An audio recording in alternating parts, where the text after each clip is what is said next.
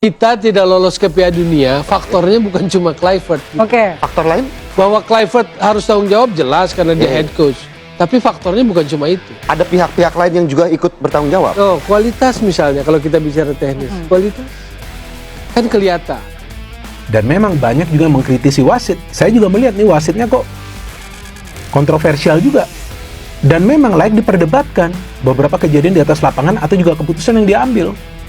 Tapi sebetulnya juga wasit ini juga cukup sabar dengan para pemain kita yang melakukan banyak sekali foul. Foul dari para pemain kita itu jika saya tidak salah tuh 18 kali loh. 18 kali loh para pemain kita melakukan foul. Ricky Kamboja sampai 3 kali foul yang keras baru dia kasih kartu kuning loh. Jadi jangan cuma lihat ke tim lawan, lihat juga ke tim kita. Ada perdebatan Oli Romani last man standing, jaraknya saja masih jauh kok ke kotak penalti lawan. Masih ada pemain Irak kok yang memang nggak jauh dari dia walaupun tidak sejajar.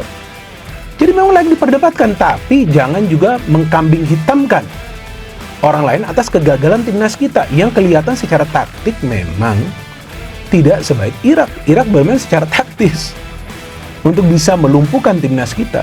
Dan lagi-lagi Belum berpikir ke sana, PSSI tentu secara objektif akan melihat, dan bagi kami negara-negara yang curhat, bagi negara-negara yang protes itu hal yang biasa dalam dunia sepak bola di negara manapun. Jadi kami juga tidak boleh meresponnya secara emosional. Kalaupun ada keinginan-keinginan untuk membelah konfederasi, bagi kami belum mendiskusikan tentang hal itu. Karena negara manapun berhak untuk komplain, negara manapun berhak untuk protes, dan itu biasa di negara-negara untuk urusan sepak bola.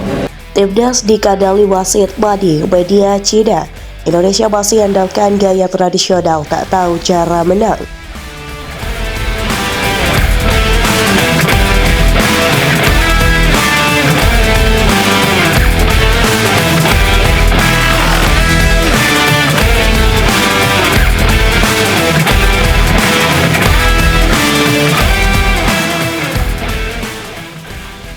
Media Tiongkok kritik keras Indonesia tak tahu cara menang.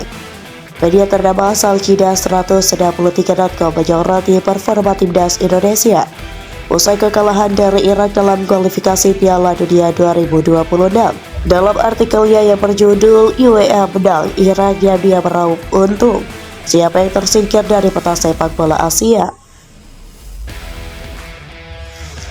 Indonesia menjadi sasaran kritik utama atas kegagalannya di panggung Asia.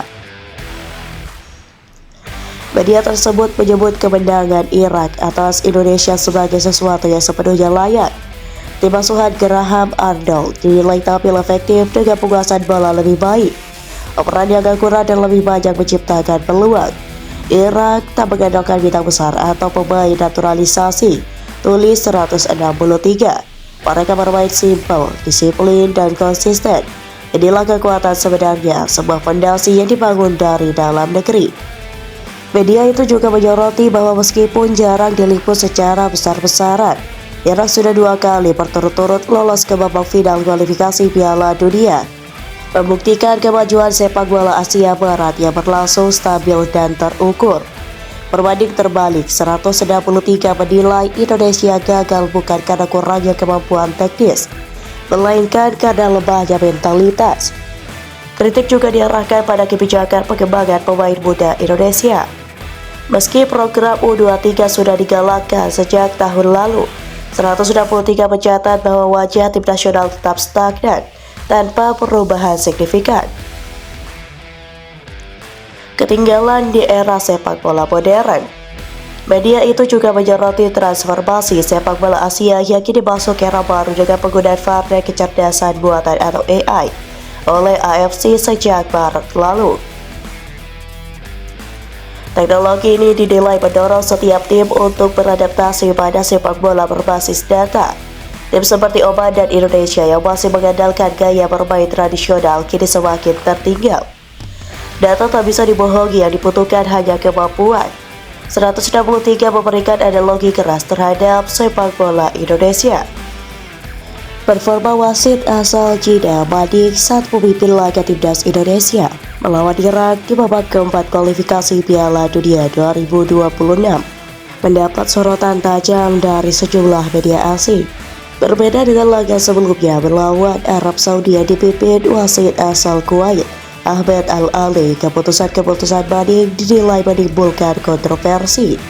Meski sempat diragukan oleh supporter Indonesia karena berasal dari kawasan yang sama dengan Arab Saudi, Al-Ali justru mendapat apresiasi usai memimpin laga dengan cukup adil.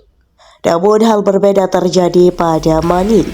Netralitas wasit yang telah mengantongi lisensi FIFA sejak 2011 ini dipertanyakan.